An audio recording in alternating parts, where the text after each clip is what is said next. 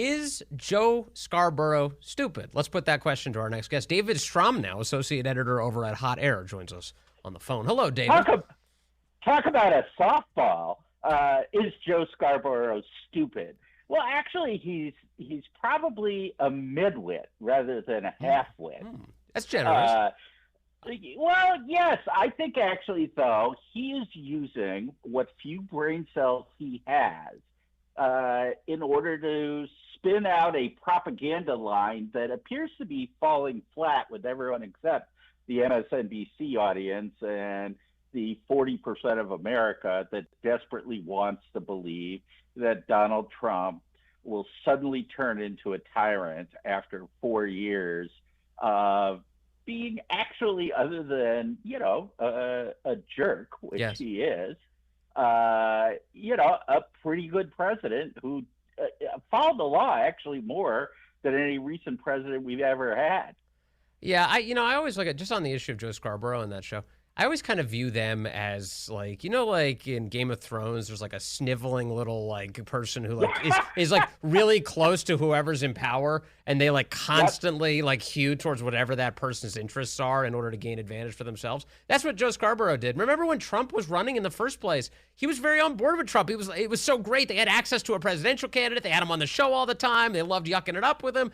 And then all of a sudden they hated him, and now they have to turn the whole ship into now we hate you all the time. And now we hear these reports that apparently Joe Biden's favorite television show, if you can believe this, is Morning Joe. So they're constantly giving him advice. Like the entire cast of Morning Joe is on the phone with Joe Biden. They're running the country. Mike Barnacle's in charge of the country. And, now you can see why they act like this. Yeah, that's hilarious. I didn't know that. Well, I hope he's not taking too much advice from Mika Brzezinski, because she actually looks about as vacant-eyed as Joe Biden. So it always surprises me because, she comes from a fairly smart family, but somehow she looks like she had a lobotomy about 30 years ago. And really never says anything, as far as I can tell, other than, Joe, you're so smart. So it's just so crazy. By the way, I preferred when they were, just cheating on each other's spouses, and that there was the sexual tension just hanging in the air. Yeah. That was much better than when they, they moved on. It was like Jim and Pam finally getting married. The whole series went down from there. Yeah. Yeah, it was kind of like Holly Hunter and William Hurt in broadcast news. Sure. That sexual tension, that kept you interested. Yeah, the chemistry brought you in. Okay, so let's move on from those guys. But you do have the rest of the media kind of parroting the same lines this weekend. They're all saying, "Oh, Donald Trump is calling for a violent insurrection in the country." Donald Trump did no such thing. Donald Trump did no such thing. You listen to this audio, and he's talking about, he's using the bloodbath analogy the way that every, rank and file political commentators ever used it. When you say, like, hey, that would be a disaster for that industry. That would be a bloodbath for the economy. That person experienced a bloodbath on election night. This is how Donald Trump was speaking. And they create this caricature of him. They've had one. And then they plug in whatever words that come out of his mouth into this, like, sort of demented funhouse mirror. Well, that's exactly right. And, the irony is that bloodbath is actually, Trump uses a lot of hyperbole, some of which is over the top. But bloodbath actually is a very effective word to use in describing things. If you think about it, if the Dow dropped 10,000 points today and someone said there was a drop in the Dow or there was a bloodbath on Wall Street, which one is more accurate? I mean, it's clearly the latter one. You know what happened. Yes. Whereas if someone just says there was a drop on Wall Street, that doesn't give you any sense of the magnitude. And, when we're talking about what's happening in the auto industry, if these EV mandates go through and Biden opens up the floodgates for Chinese cars, it will be a bloodbath. Already, Ford and GM are losing billions and billions of dollars trying to satisfy Joe Biden on EVs, and it's a disaster for them. So help me understand to the extent that you have a thought on this, the bigger impact of a news cycle like the one we just went through, the bloodbath news cycle. What's cool about the Well, right now is like everyone's done. All the conservatives I know, everyone's like your instant reaction, even before you hear the full context of Trump's remarks, you're like, that headline's a lie. I know it's a lie. I'm gonna go watch Trump's speech and then I'm gonna tell you why it's a lie. And that's basically how these stories go nowadays. Um, how does this break through to the kind of incidental news consumer, the one who may be voting this November but doesn't follow it all so closely?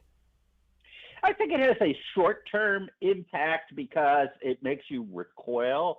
But I think the long-term impact is near zero now because we've been through this. I mean, we've had 7 years of electroshock therapy from the mainstream media, and after a while, you just sort of shrug it off. I mean, Yes.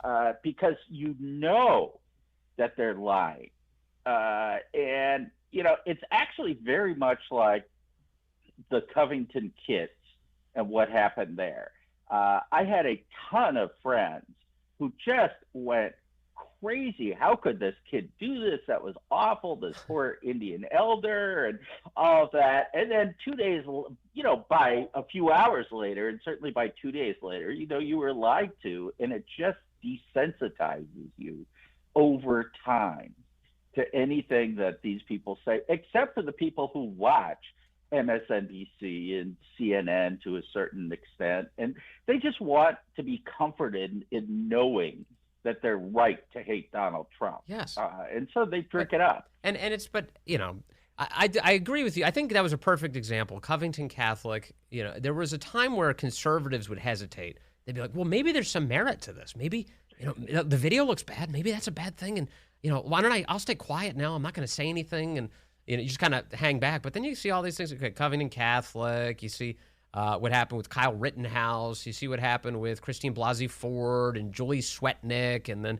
you look at what happened in Michael Brown, the lies around that, and the lies around George Floyd, and the lies around Jussie Smollett, and the lies around Donald Trump in Charlottesville, and the lies and the list goes on and on and on. And never once do you walk away going, man, I'm so glad the mainstream media got that one right. Like, they really nailed that one. Like, every single time, they're completely wrong.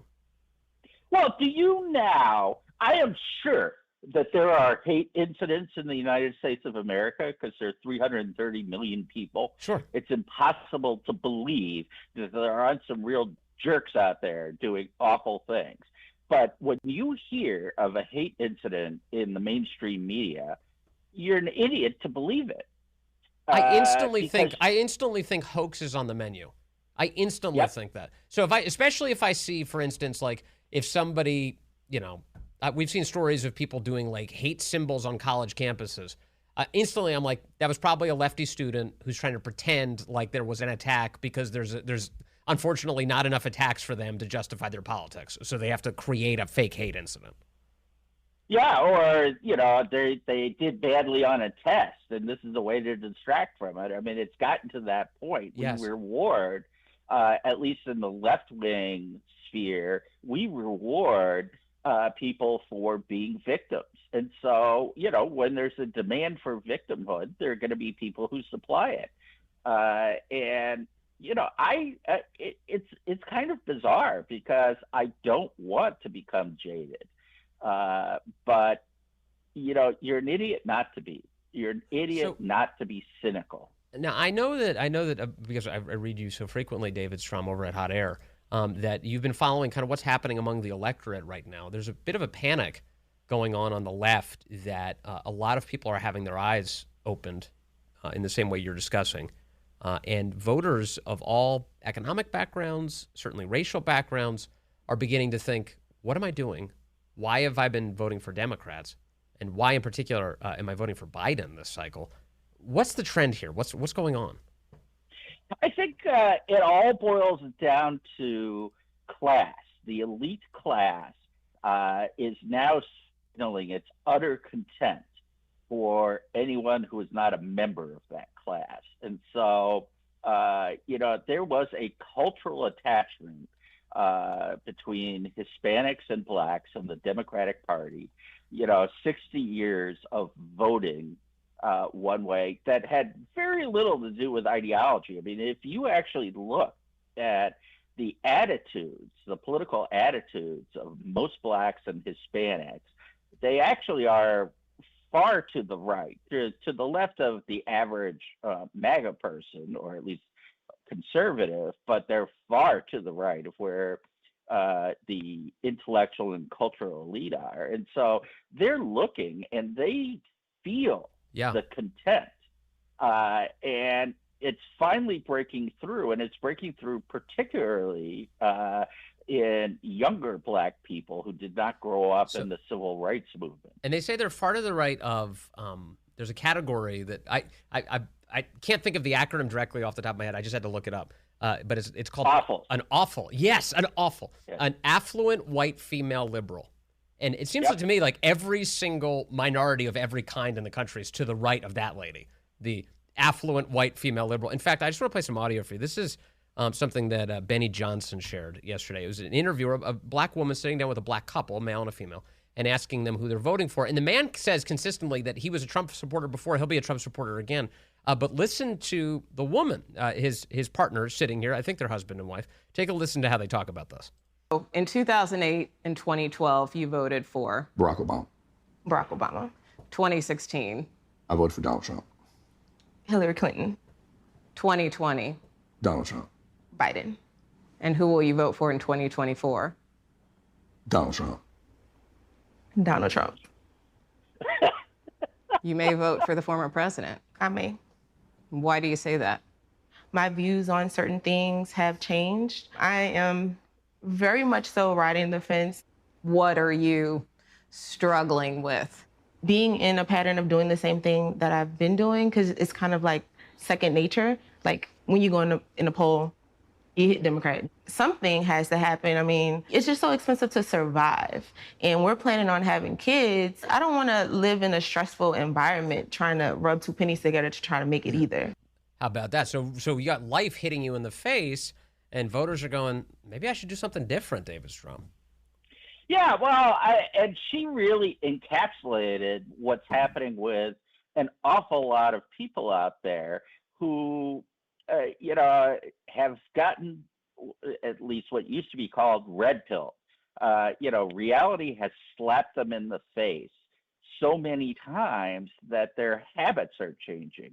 It's very easy to underestimate the power of habit and how people habitually think. And which is why things go on so much longer than you would ever expect. Yes. I mean, it's just shocking sometimes when those of us who follow these issues very closely wonder, how could you keep doing that? Yes. Well, I think you just described my relationship with Oreos. I think that's what you just said. Yes. You just keep doing it over. You're like, that's not good for you. Yeah. Yeah. I mean, there's a habit that develops, and it's very painful to sit back and think, well, I was wrong. Yeah. But the past 3 years have been horribly painful for people. And, I look at this, I follow foreign policy more than is healthy. And, I just saw that Joe Biden has crossed the 11 embassy mark for evacuations. No president has ever come close to evacuating 11 embassies in 2 terms. And he's done it in 3 years. And people look at this and say, well, maybe the adults aren't in charge. No. But, of course, that's what they were thinking when they voted for Joe Biden. Well, Donald Trump, he shoots from the hip. Well, things were good under Trump. Things are bad now.